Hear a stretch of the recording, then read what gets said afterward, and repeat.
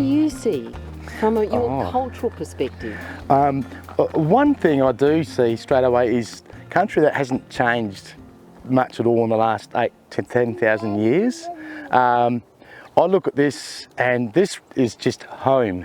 This is safety, this is protection for all of us, this is food sources, this is people coming together from different regions at certain times of the year to enjoy the fishing, the fishing seasons, using the fish traps. This is just a place of pure happiness, and it's just unique, really is so unique. Bringing the community together to observe and record the Nullaki through different ways of knowing engaged the Denmark community, strengthening connection with each other and this special place. This is your classroom for everybody, and for the young, the young'uns, the young boys and girls. The young ladies learnt all of the medicines. But you'd be gathering, the small animals, and certainly lots of your fruits, your grains from your wattle and your acacia, as well. But medicine's intimate knowledge. You became the doctors, okay? And whereas young blokes would go off with the fathers. And we'd learnt to hunt for the big game, so the kangaroo, the emu, and things like that.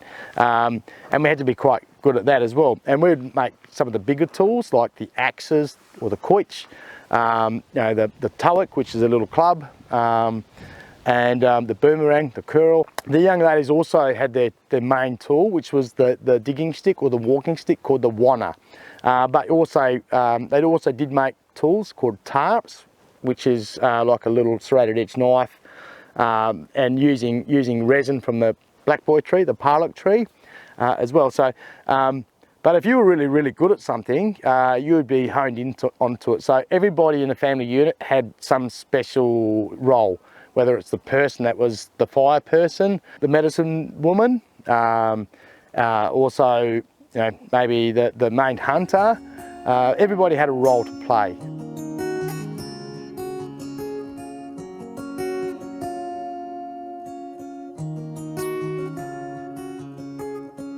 The little blue wren, really special little birds. They're called jirriga. Can you say jirriga?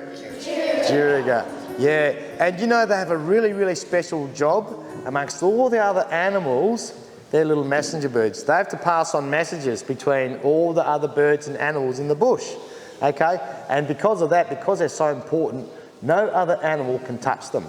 They're not allowed to be taken by anything. Even the judiks, the quoll, can't touch them. We're going to show you how to make soap. Okay, so from a little bush. What he's doing is just really going really hard on it. The soap bush, like you mentioned, okay, we call it jop born, okay? Can you all say jop born? Jop born. Yeah, jop born. Jop is like saying soap, okay? It also can sort of mean water as well, like kep. And born is for wood. We know whenever we find that tree, okay, we've got water. We're going to have to dig in the ground a little bit, give it a little while, we'll come back and we'll have some nice water that we can drink. I did the crab. Oh, you did the crab.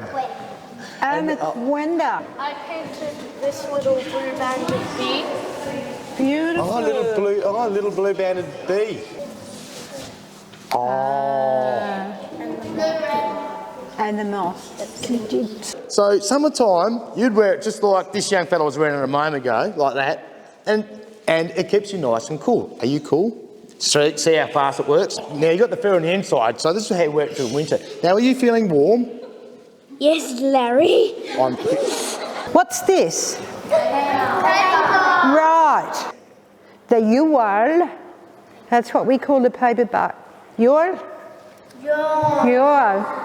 Catch the fish, clean it all out, take the scales off, wrap it in the damp paper bark, put this inside it, put this on top of it and underneath it, wrap it all up and pop him on the fire. These ones are really good in salads, and what you can do, we'll pass them around. All I want you to do when you pass it around is just take off some of the little leaves, okay, like that, okay, and eat them, and it's really, really nice. There you go.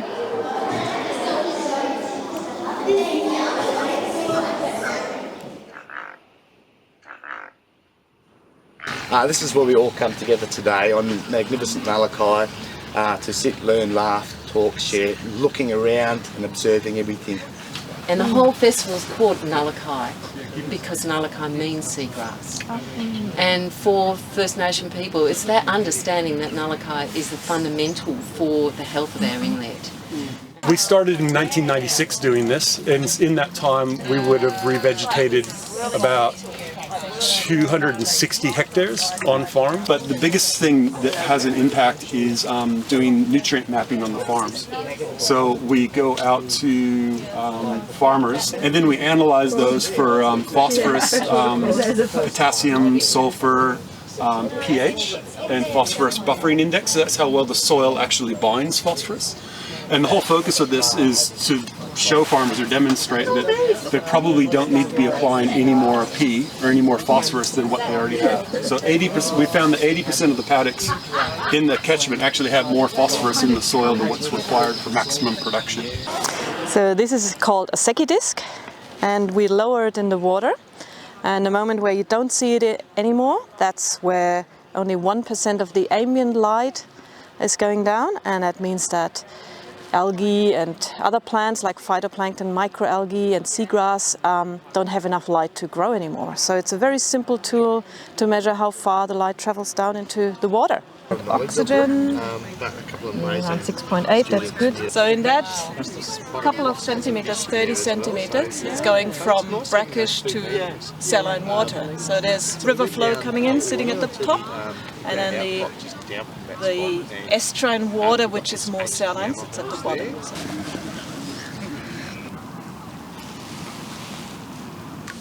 Macroinvertebrates. Yep. They live in the sediment. They live in the vegetation. We're gonna try and catch them. Here's one. Here's one. What do you got? I've got a little. Seagrass. Yeah, gotta have the seagrass. So basically any drop of rain that falls within the macro catchment that I described earlier, if it doesn't evaporate, in theory, it either through the groundwater system or through the waterways, it actually makes its way down to Wilson Inlet. So we have freshwater shrimp, freshwater prawn. Swims with back up, walks on bottom, or swims by flicking its tail. Isn't that incredible? That's what I saw, and I thought, oh, that's like pony legs out one side. Wow, I love this place, and learning more things about it is just really exciting and just deepens our love and care. And that's really what the Knowing Nullaki Festival is about. It's for us to connect.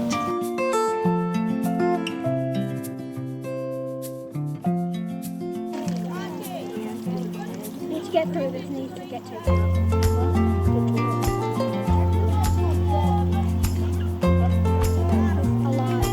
Shrimp, yes. And we only want photos that are in photos.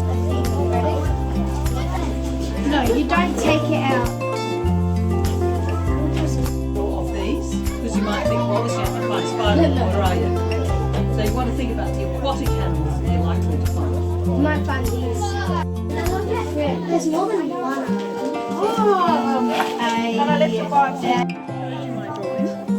So let's go out again. So, no, it's not. See, and it's just floating on the, because the air's going across the top.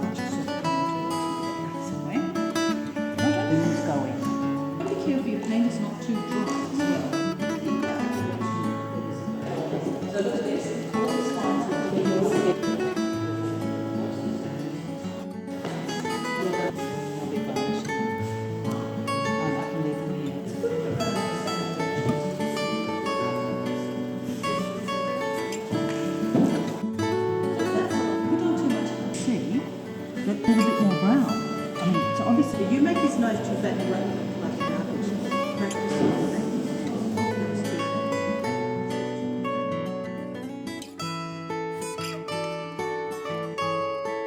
Our exhibition is going to be a survey of the creatures that live in your area, and some of them are a little forgotten. This is called a trout minnow. It's stunningly beautiful little fish. They're tiny. And I'm just going to use this little fish as my little example for you to get you started. Well, how do you do all of that without it looking like a complete smoosh up? I don't know. Every time I do it, I just kind of muddle along. Have a lightness. Give yourself the license to have a lightness like that and just whack it on. And if it doesn't work, get another piece of paper. Well, let us imagine you're going to paint a fish. You may need to do a whole row of dots and it looks like scales. Or you're going to paint a reptile. Or you're going to paint a bird and you want feathers.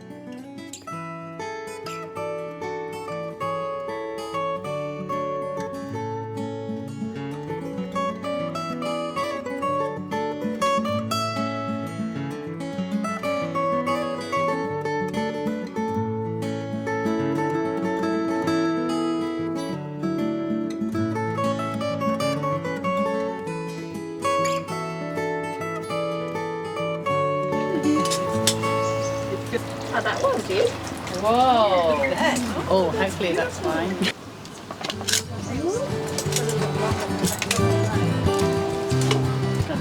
nice to unwrap them outside so we don't make a mess inside. Yeah. Maybe over on the grass. How long did you have to leave it? And I just sort of blunt it down a bit. Ready?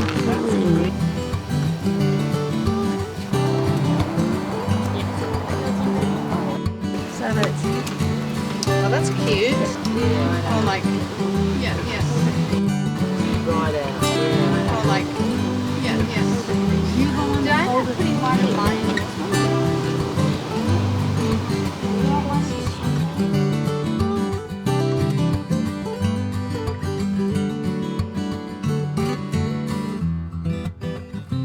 Yeah, my message is to get across to people, most times when I go anywhere and talk, is to say that when you're out bush and you're out there in that environment, you're not by yourself. You know, if you're walking the country by yourself, you're not by yourself, because all those things that you're walking through are all living beings. I hate it when I see trees and things knocked over. I hate it when I see wildfires that go and destroy that. So I'd like, before the end of my life, to say I'd love to have people start thinking that the environment is as precious as we are, because it belongs to us. So we go out there and we look after things, which is what we do. There's a lot of people that can't relate to it. I mean, you're only going to go and sit in the bush, you know, and you're immediately at ease.